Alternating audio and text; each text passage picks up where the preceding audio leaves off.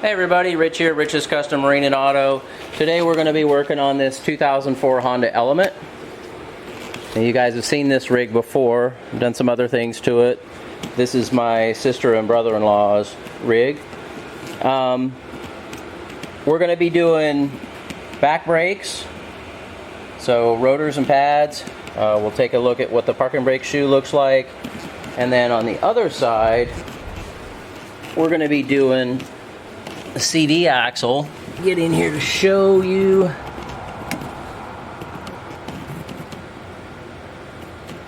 Because it's got a torn boot. Doesn't really show too good there. There it is. So we'll be taking care of that as well. Alright, we'll go ahead and get caliper to bracket bolts off. Those are a 12mm headed bolt.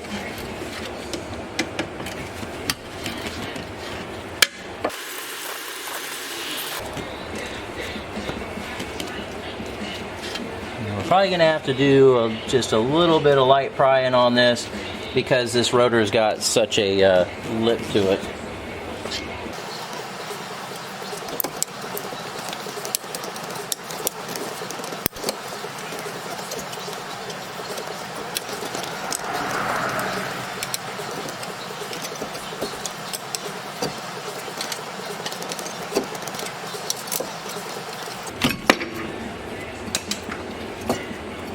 Alrighty. Well, that sucker's been hot.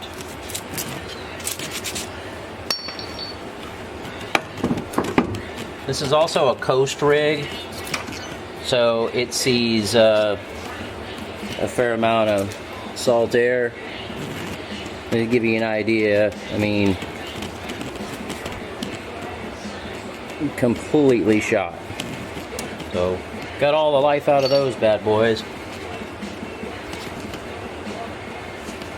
Alright, so now with a 14, we'll break loose the bolts for this bracket. We probably need to clean those up a little bit and make them, they were just kind of starting to stick.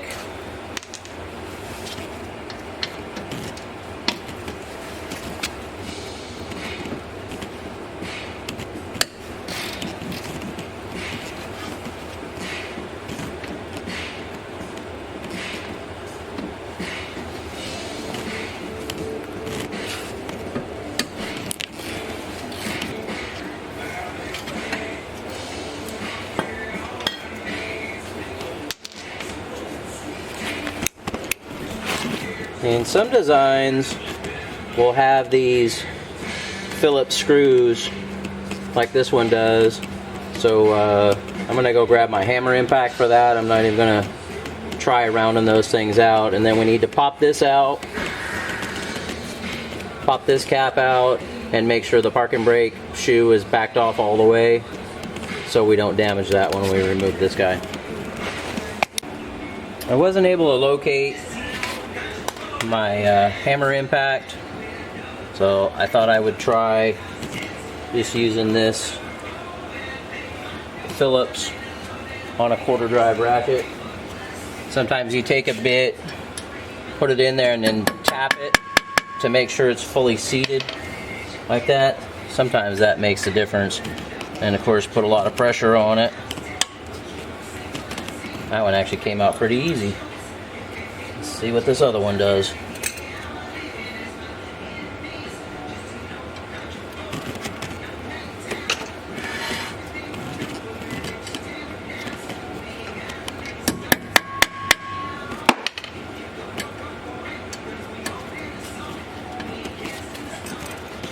Well, I would suffice to say those were not even tight when they were installed.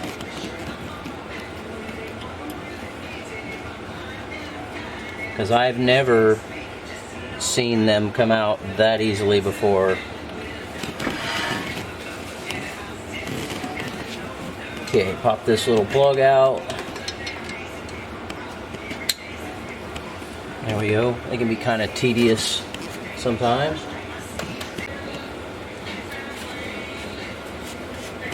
Okay, according to all data, it should be on the bottom. Alright, there it is.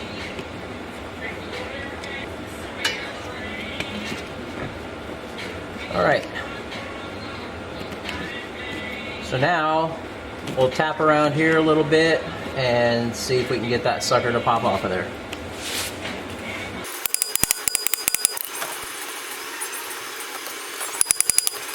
Now this does have spots here where we can put a couple bolts in there. So let me go grab a couple.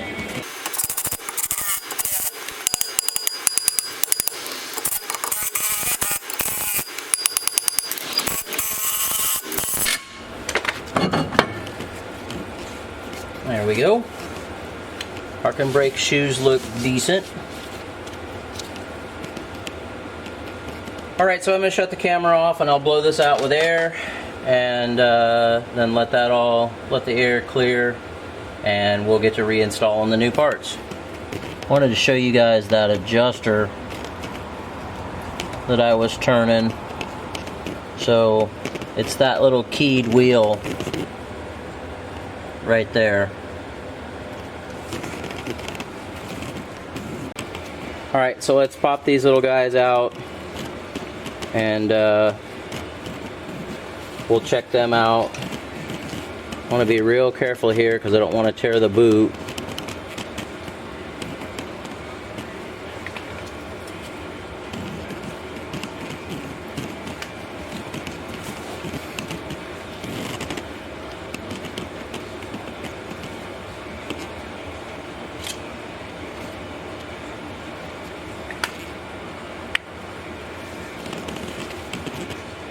There we go, we're just trying to get the boot off of that ridge right there. So these aren't really that bad. They did seem to be like they were just starting to kind of freeze up a little bit. And there's a little bit of wear on them, but they look pretty good. That's just coating. If you have one that's really frozen, you can actually, this boot will just pop right out of the body as well, and then you can run a drill bit in there, blow it all out, clean it all out with brake clean if you have one that's that bad. And so now I'll just take some high quality grease here.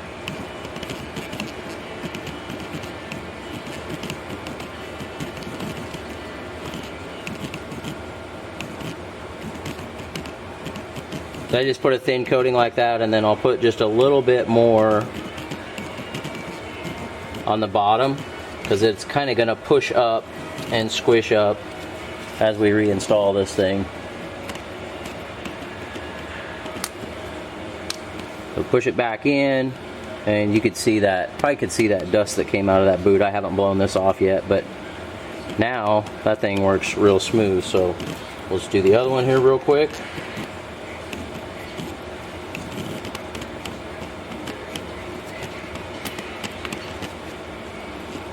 Okay, those work real good. So the next thing we need to do is we need to get the brake pad shims off of here, because it looks like our kit came with new ones.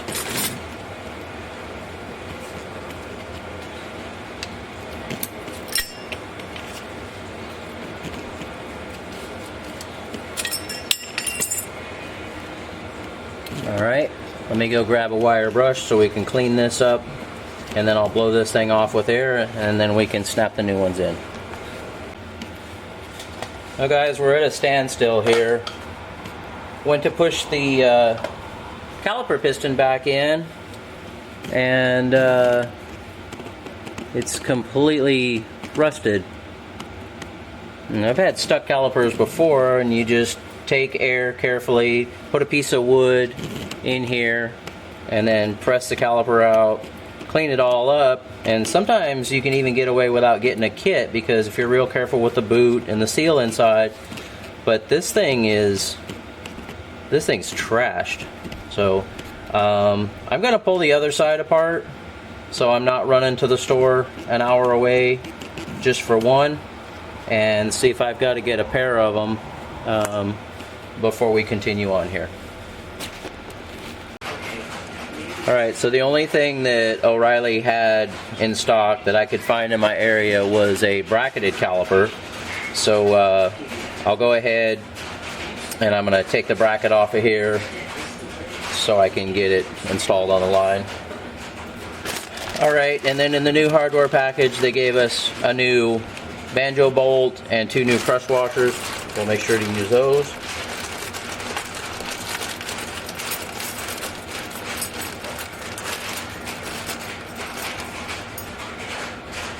And they also gave us new shims, but we already had gotten those with the pads.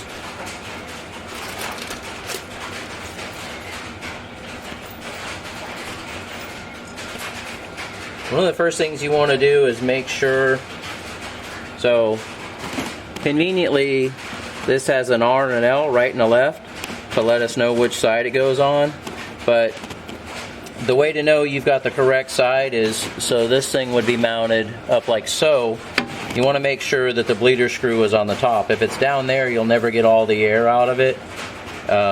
So just make sure it's on the top. I really like that that's got a right and a left on it. That's pretty convenient.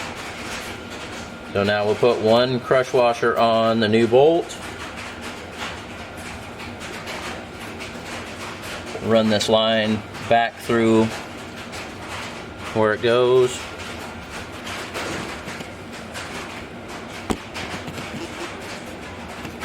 Then we'll put our other crush washer on. And then the line goes in between the split.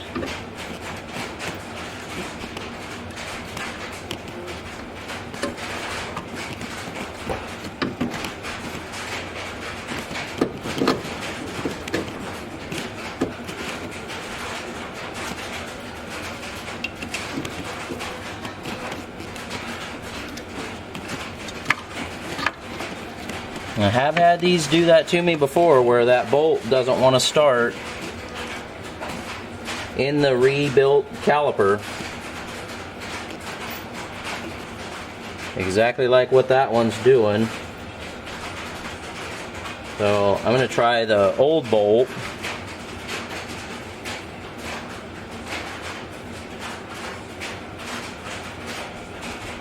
Yep, it's not starting either. Alright, I was able to get the bolt run through there when they did the coating. When they did the coating on the caliper, I guess they didn't have that plugged. Alright, so now we'll go ahead and set up again.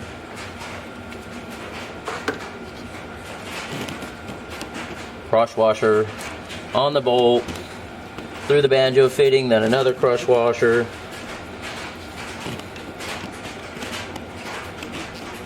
And then we can go ahead and get our bolt in. Yeah, see, now it runs in nice.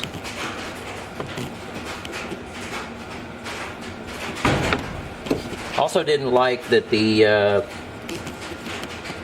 new bolt seemed a little bit longer than the original, so I'm reusing the original bolt, because with that piston retracted all the way back in the housing, that bolt, I felt like it could have maybe contacted the back of the piston, and that could crack the piston and cause some damage. So a couple things I'm not real happy with there. Maybe I'll go on O'Reilly and see if I can leave some feedback. That way maybe they can improve their processes just a little bit. Okay, give me a second. I'll look up that torque, and I just wanted to get that done so it would stop leaking all over the place, and then we can start putting everything else back together here. Alright, we'll go ahead and torque this to 25 foot-pounds. Might be a little difficult to hold.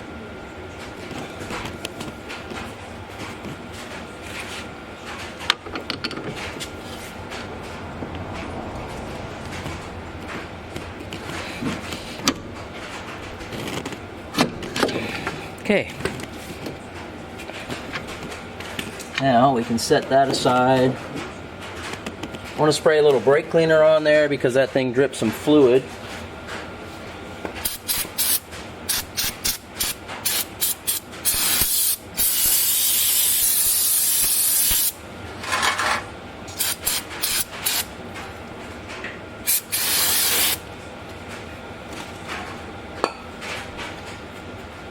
Alright, so like we said, parking brake shoes look great. I've already wiped the discs down previously. You want to make sure you get all of the shipping oil off of it. And also make sure you wipe down inside of there for the parking brake. Let's see, we need to line up the screw holes here. So we'll just put those side to side.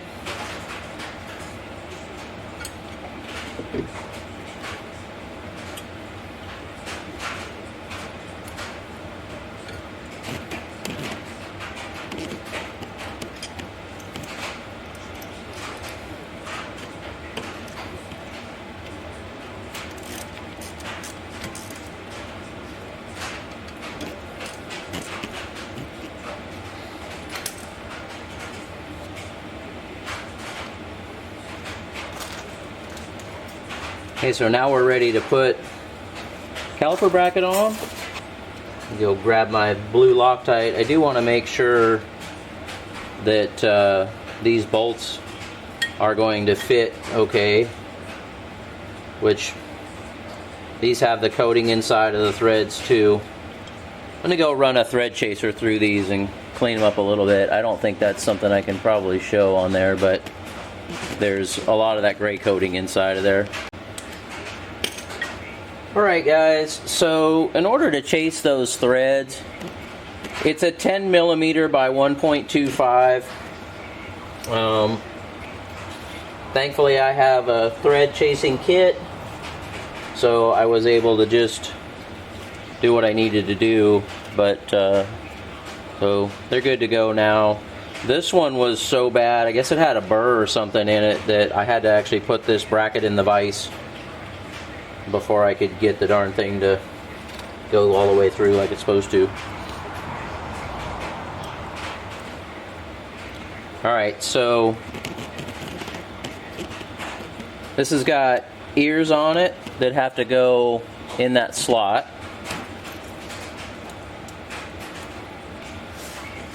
So what I'm going to do is grab a pair of needle nose and see if I can't get that thing to go down in there. Maybe pre-bend these just a smidge.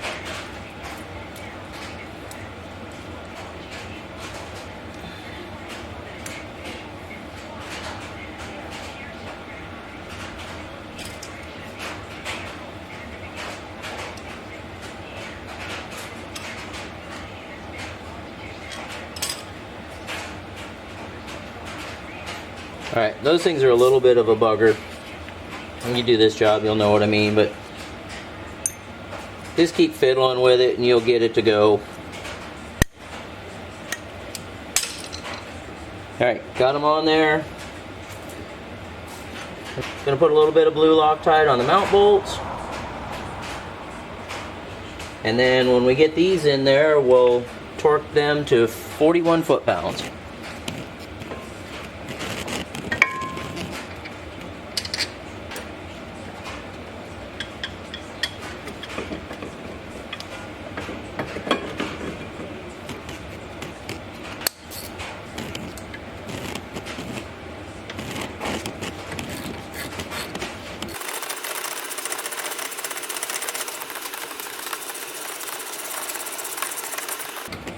And those bolts run in nice now after running that thread chaser. So like I said, we'll go to 41 foot-pounds. I've got my torque wrench already set.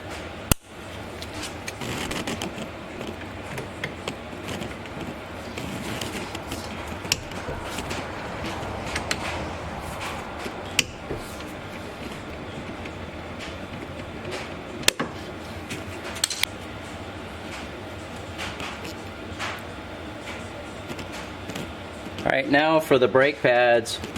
So these conveniently are labeled right hand inner, but most of them aren't labeled.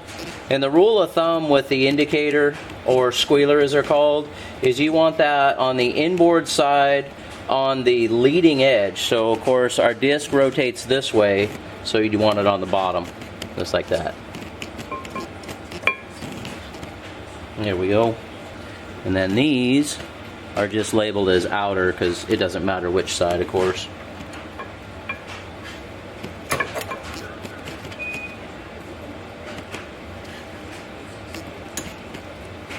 Once you get that thing just perfectly square, it'll drop right in there. Okay, so then we've got our caliper bolts. Those are going to get torqued to 16 foot-pounds.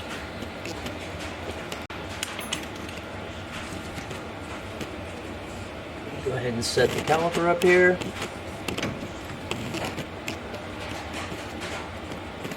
Now I do need to grab a wrench to hold those flats when we go to torque these down, because that will try and spin, and if you let it spin, sometimes it'll damage that boot on the pin.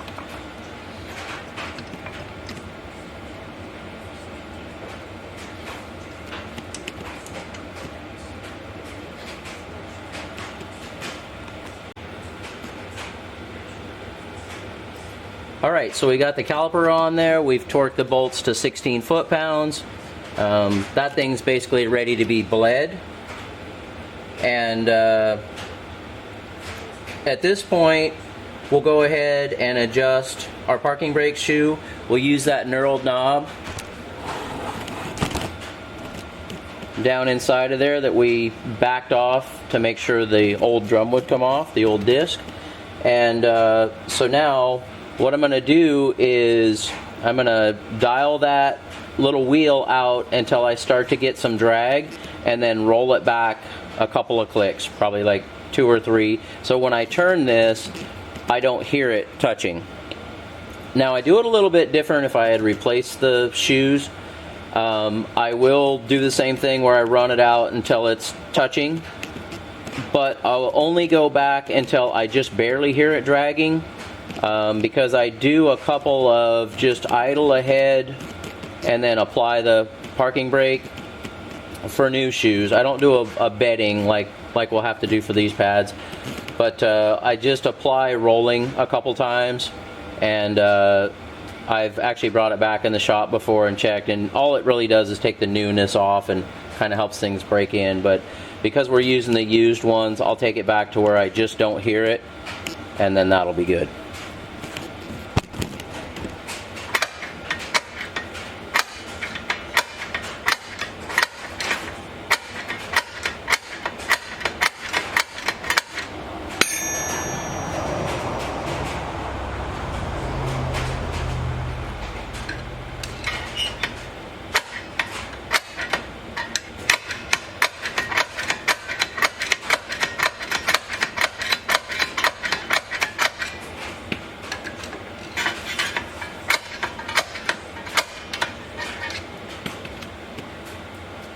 Alright, so that's got it to where it won't turn now. So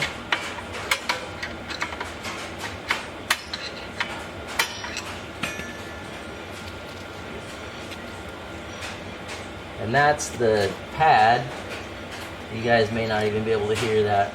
So that's where I want to leave it for right now. I can't set the parking brake and test it at the moment because I have the disc off the other side. So I'm just going to put this in here for now. And if I need to come back in here, pop the wheel off real quick and adjust that a little bit, that's fine. That'll be no big deal. So, alright guys, that's it for this side. I'm going to get the camera set up on the other side because we've got that CV axle to do over there. And we'll get going on that. Okay, the first thing you're going to want to do is bend up that tab a little bit. You can use a flathead screwdriver, or I had this punch that I used, and I had previously ground it down like that for something, but it slid right in that slot and I was able to tap it in there. And then so we need to take that nut off of there, and then this brake line gets held in place. You can see the bolt right there. So we're going to take that loose. That's a 12 millimeter. That's a 34 millimeter. And that will allow us to move this caliper around so that it's out of our way.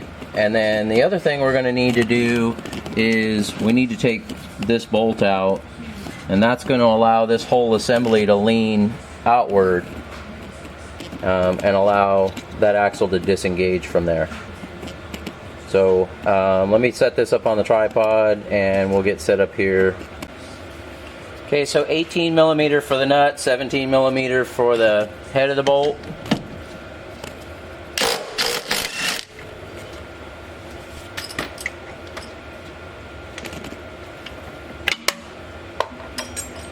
Something I want to do before we completely take this bolt out, I'll tap it a little bit, is, oh, I was going to pop those loose, but it came right off. That's the ABS wire. We got to make certain when we let this thing lay out that we don't stretch that.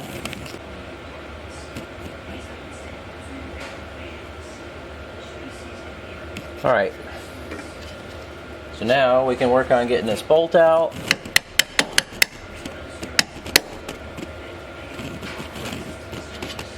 Tap on this axle shaft just a little bit, make sure it's ready to move, which it is.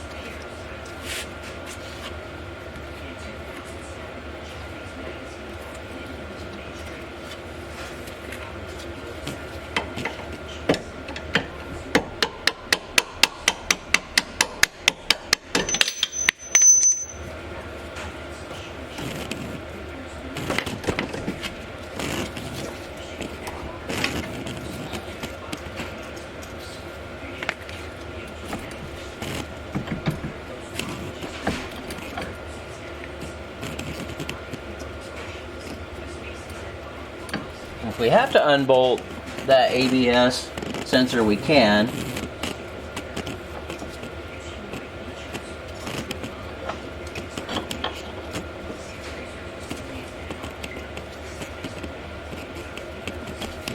There we go. So now what I'm going to do, it didn't quite pull it tight, but it was getting close to my comfort level there. So now what I'm going to do is I'm going to go ahead and just stick this bolt back through temporarily. And yes, I'm going to put it in backwards for right now because it doesn't matter. But then that just holds everything there, and then we'll get underneath and get the other side loose. Well, I was down here checking it out just to see what tools I was going to need before I turned the camera on, and I saw that Honda had put a nice opening there, so I just took a medium duty flathead screwdriver, put it up in there, and just moved it to the side, and it popped that sucker right out of there. So really easy to do. I don't have a way to have the camera under here and show this, but I'll pull that one out and then put the new one in. Might lose just a little bit of gear oil, but might be a good time to change it anyways. And if you decide to do that, right there's the fill plug and right there's the drain plug. Always make sure you can get the fill plug out first. That way you don't want to end up with pulling this out, letting it drain, and then you can't get the fill plug out, so you can't get fluid back in it. So it looks like those are just like a 3/8 ratchet would pop into that to break those loose.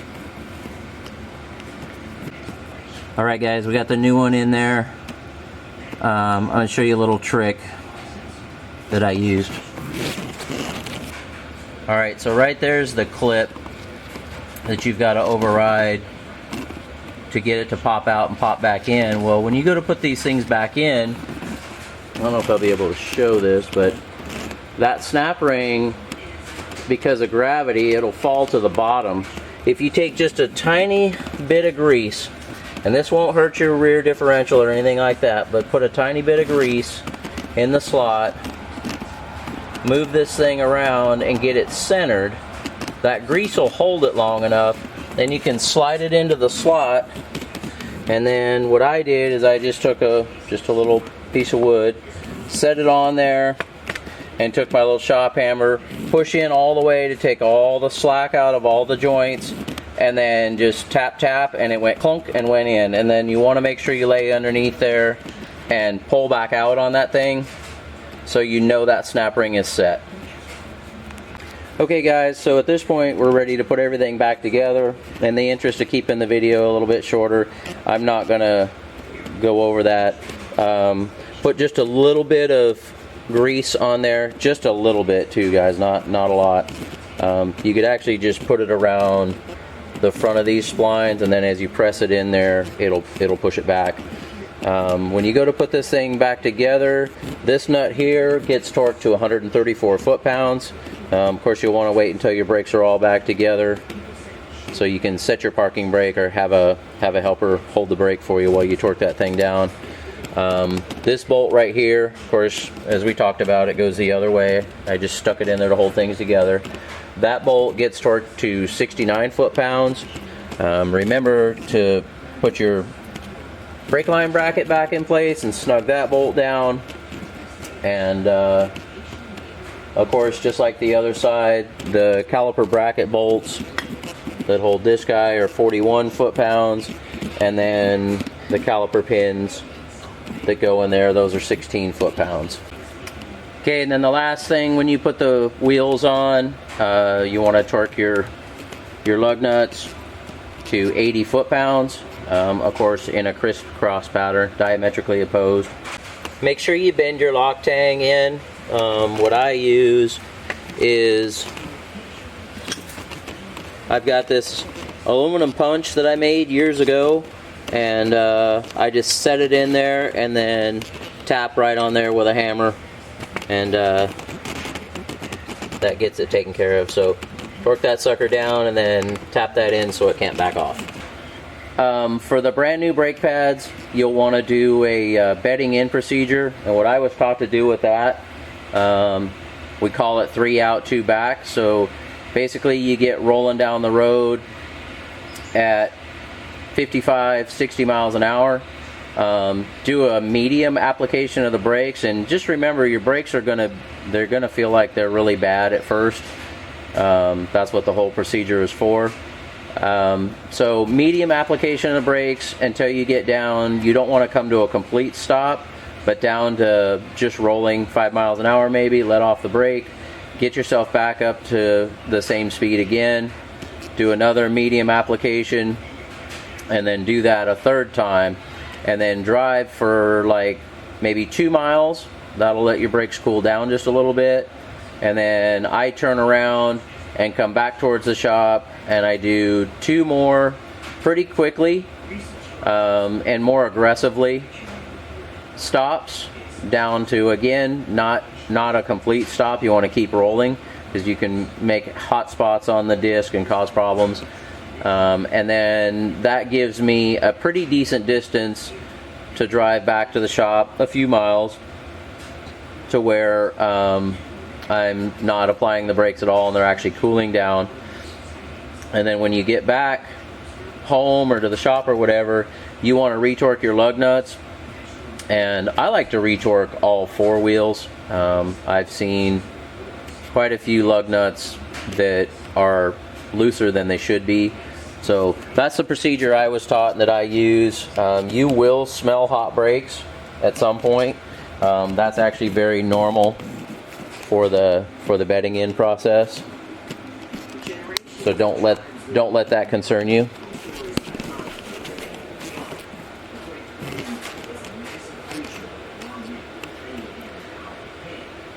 So hey guys, thanks again for watching. Hope this helps you guys out and keeps your rig on the road and keeps it going. So subscribe if you would. We got a lot of other videos. I think we're up to almost 225 videos now of just working on different things and fixing stuff. So like the video if you would too. That'll help us out. And then I've activated the super thanks. that's something you feel like you want to do, that's great. Highly appreciated. If you don't, that's fine too. Just help us out. We're trying to get some better tools here in the shop and maybe a lift and stuff like that. So if you want to be a part of that, that'd be great. It would be greatly appreciated. So once again, thanks for watching, guys. Have a great day. See you in the next one.